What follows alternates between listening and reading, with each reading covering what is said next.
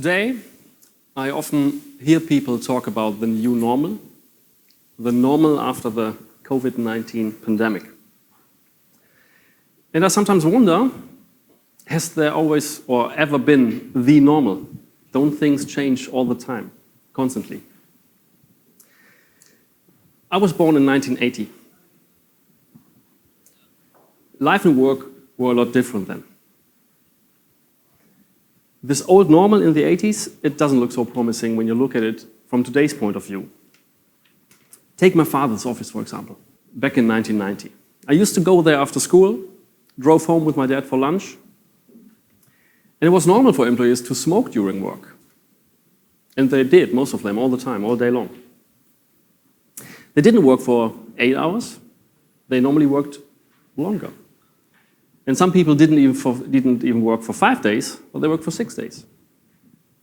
In Germany, that only changed in 1994, when the 40 hours, 5-day week was legally regulated. Imagine 150 years ago, people worked for 85 hours on a 6-day week schedule.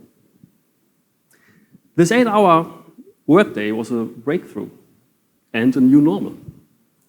But today, people still think it's the only reasonable and the only possible number of hours people should work.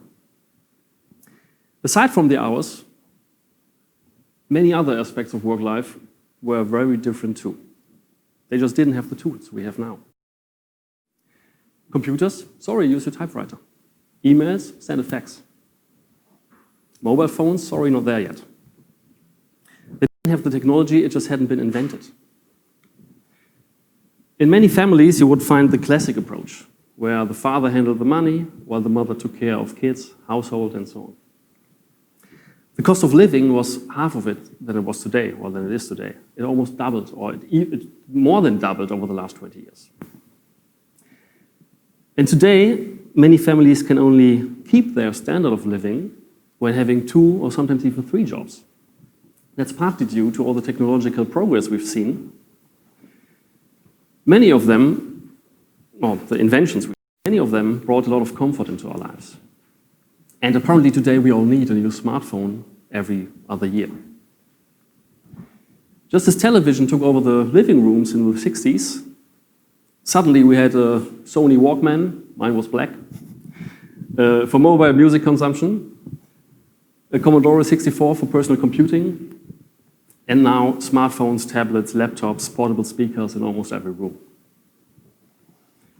All of these great inventions made life not only more costly, but also speeded it up.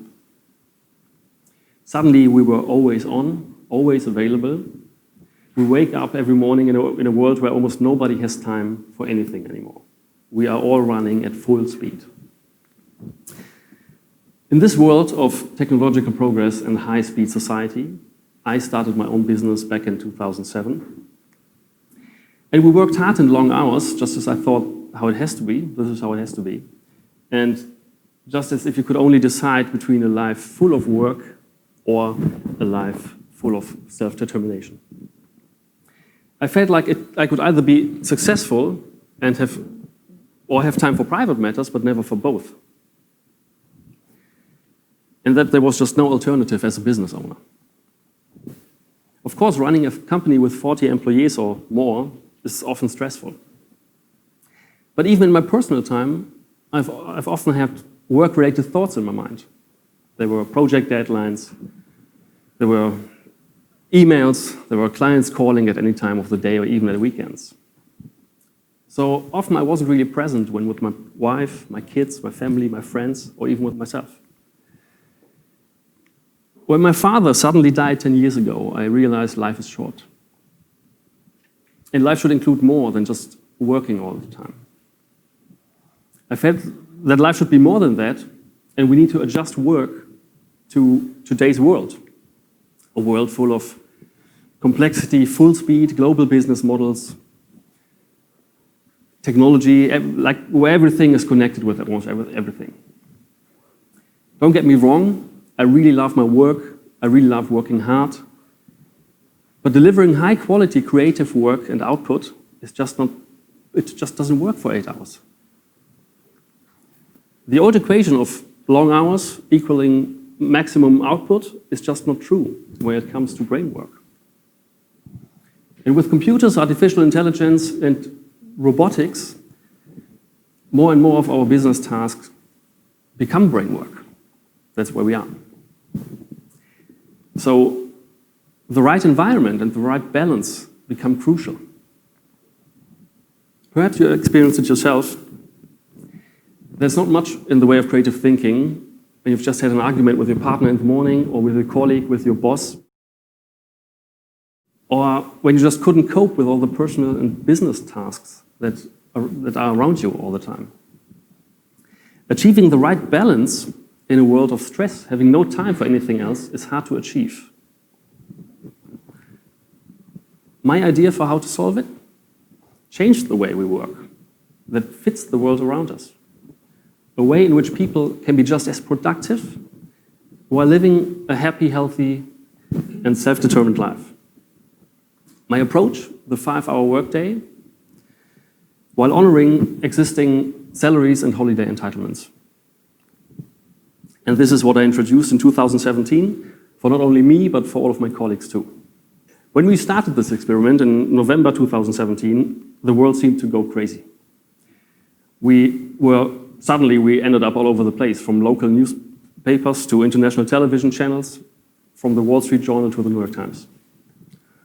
And what happened? Apparently we hit the zeitgeist.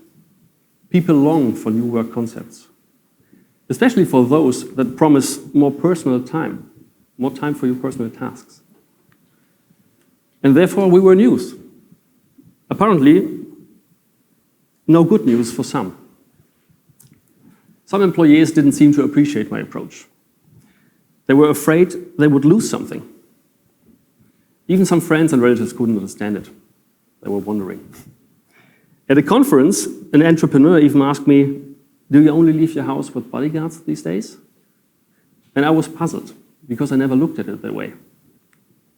For me, business doesn't have to be a war zone where some people win, most of the other people lose. When considering the 5-hour workday, it wasn't about working less, it was about finding a better way to deliver high-quality work and output. Not only for me again, but for all of us. I was convinced that we all could win, the bosses, employees, and even the clients. Bosses, because happy and motivated people deliver the best work they can do. Employees, because suddenly they have time to deal with their life and can deal with today's challenges. And clients, because in the end, they all pay for the results. They don't pay for the people sitting on the chair to keep them warm. And by the way, experts who are motivated and have time and strive for excellence in their job, they will always outperform the people who just come to work to keep their chairs warm. Look, the way we work has changed dramatically over the last 20 or 30 years. Nowadays, we have computational power at our hands that no one could imagine when I was young, with software and hardware improving every day, and in a way that's not limited to our industry. It affects all of us. The changes, the megatrends, they affect us. Not only in a good way. Over the last few decades, the rate of mental illness and company sick days has risen exponentially. And at the same time, attention span has gone down. And still, we all believe and try to constantly work faster, or we try to work faster, but increasing speed continuously, doing more tasks at once will not fix things. It will not result in better quality work or output, especially when it comes to tasks that cannot be speeded up.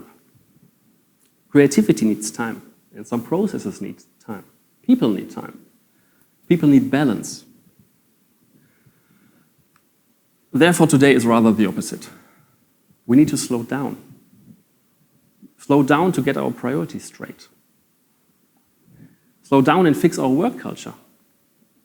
When we all, including science, know that no one can deliver creative work or brain work 8 hours straight, why stick to it?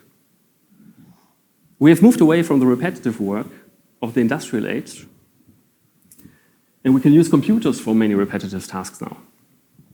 Most of us need our human capacities in the day-to-day work life. But I'm sorry, the brain wasn't made for 8-hour creative work. It just doesn't work. Plus, it's hard to stay focused in a world full of distractions. Almost everywhere we have apps trying to get our attention. Apps from WhatsApp to Instagram, from push notifications to emails, from Snapchat to TikTok, instant gratification apps to constant news flows. As I said before, our world is constantly speeding up. Nobody has time for anything these days, and our most common excuse is, sorry, I don't have time. No time for anything. So we all experience stress every day. We need to calm down. Society needs to calm down. People need to get their time back to cope with today's challenges.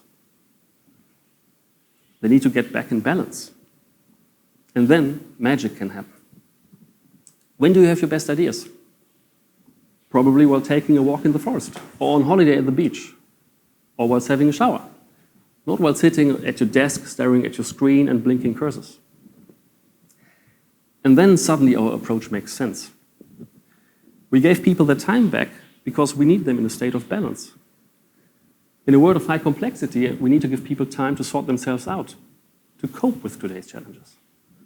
Society and the press all too often reduce our approach just to the numbers of hours we work. Like, not 8, but 5. But it's a lot more than that. It's about how we work together, how we create an environment of safety, and how we create an environment of well-being for everyone. It's about how we communicate with each other, how we discuss imperfect processes and just change them and find ways to improve them. We have to look at structures and tools that don't fit or might be outdated. Take the fax machine, for example. We need to look at distractions that continuously get us out of the zone. We need to discuss the culture in which we excel. And we need to be honest and open with each other. We need diverse views. We need relationships with each other. We need a shared vision of where we're going. We all need to take care of the big picture, but we all need to take care of individual needs also. Over the last 3 years, there were lots of findings. Colleagues tell me that they are more mindful when it comes to their general lifestyle, sports, healthy diet. They picked up long-forgotten hobbies that make them happy. They don't feel as stressed out because they have enough time for all their personal tasks, for family issues, or even for personal growth. They have time to find some quiet time before taking on their personal issues. They have time for the kids, for relationships. They have time to learn new things again. Some of them work-related, which benefits the company, and some have picked up volunteer work. Some realized that they wanted to do something else and left my company. Do I think that's bad? No, I think it's fine. It's great. Why? Because they realized they're not reaching their full potential and wanted to be somewhere else, wanted to work somewhere else. Despite all the good parts about the 5-hour workday, of course, things didn't go as easily as it sounds. We had problems, of course, and it didn't or just doesn't work out every day. Suddenly problems arise in projects. Some things didn't go as expected. Project deadlines have to be shortened. But in the end, we're happy to have done it. We have constantly improved and adapted. And that leads me to the main lesson. We all need to be flexible, be agile.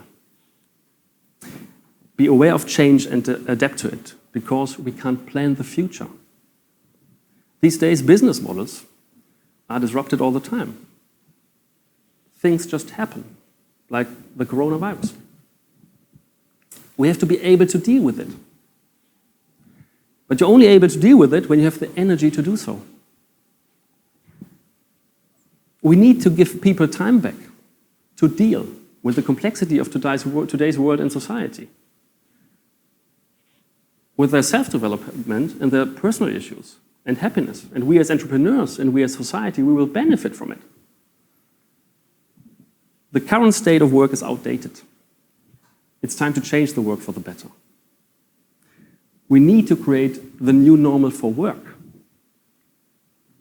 It will help us, it will help our business, our families, our kids, the society and the world. Thank you.